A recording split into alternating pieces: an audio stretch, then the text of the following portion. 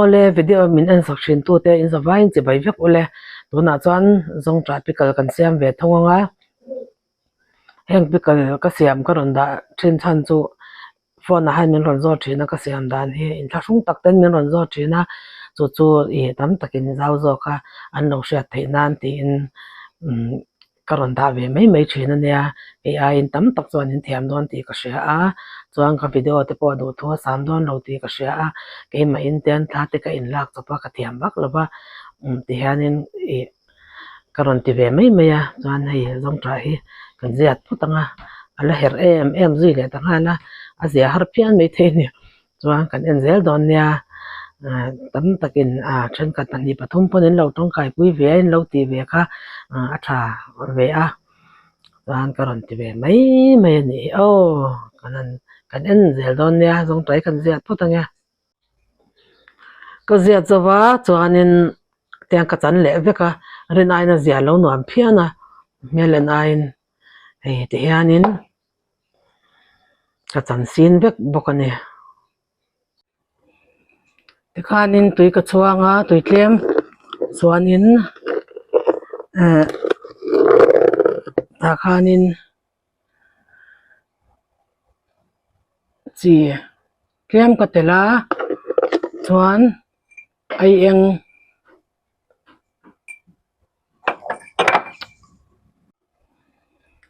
tukhan tui so bar tui ka chuanga tlem chi tlem ka tela fian te chan ve lek chuan ai eng tlem ka tel liang fian te chan ve om ve lek tho ka tel lenga chuan zong tra ka thlak don ni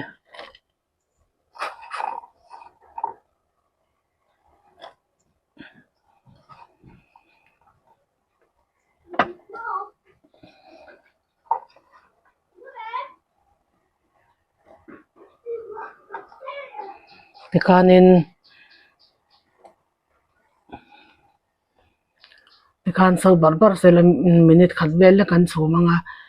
zong tra hi a min vak kha ngai lova ti hianin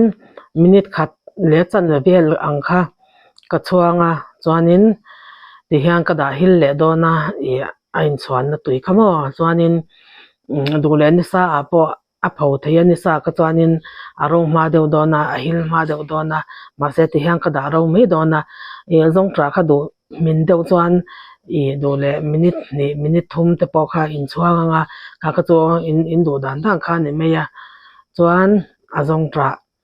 rim azong tra kha re chuang lo khan ti hianin a om dona chuan ai eng kan tel chan pawh hei in mo thiam mai nga zong tra chung chuan a rong a duk deuh rui thina hete a tiang lo khan a hmel te a mawi a duk deuh rui ai chuanin a mawi zawk em ani chuan kan en chhun zawm zel dawn nia ei ti hian a lo hil tawh a chuanin ball lo ka tel tur hi pickle masala fian te khat garam masala fian te khat le dhania powder kha fian te khat ania ai eng fian te khat ani boka ai eng chuanin red chili powder hi fian te ni ani boka chuanin hei purun var le so thing den kha fian te ni ani boka chuan nge kan polanga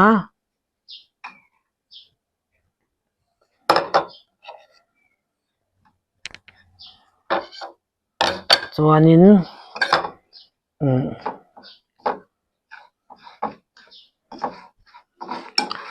yang kan chaw polanga chuanin marcha mui kha ka tel bok dona an marcha mu hi a thak lu tuk lo wangin fiante ni ka telang chuan ti hang kan chaw pol tha a chuanin tel tlem ka leyang tel tlem te hi kan leyanga nge a masala vel ka tiang lo hi bet tu khan mo chuan ti hang kan chaw pol thale anga chuanin vinegar hi embel som velek hi kalei bok don ni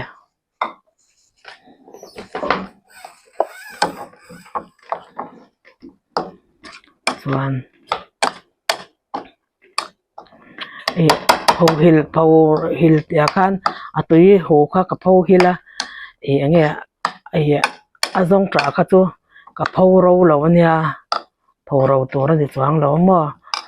chuan champol thato a bura yang ka khong le don ni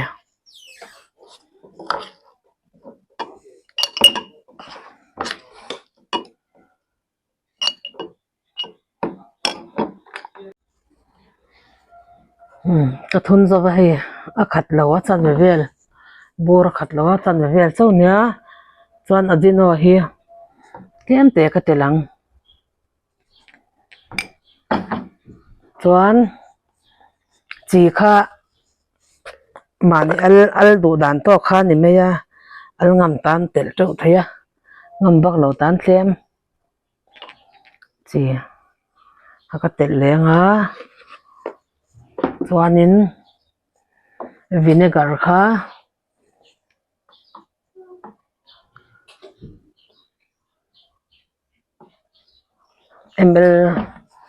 embel som potling lawang ka ring kha tel le ta a chuan tel kan le lut leng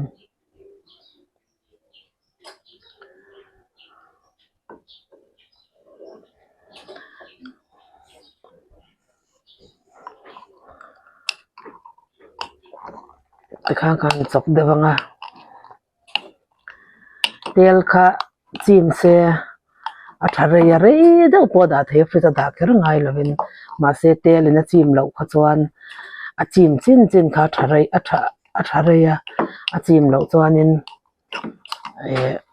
a chim lo chin kha a thema a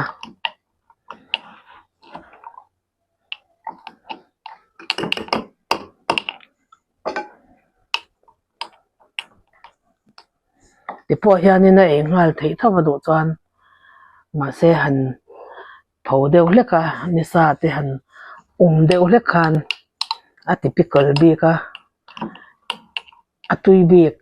thin ani ante alin a chin chia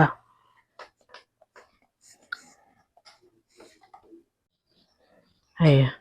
ti zong hin ya a khat lova chuan atui ve rum viaw ania in du chuan in lo ti ve don nia heti hian ni sa a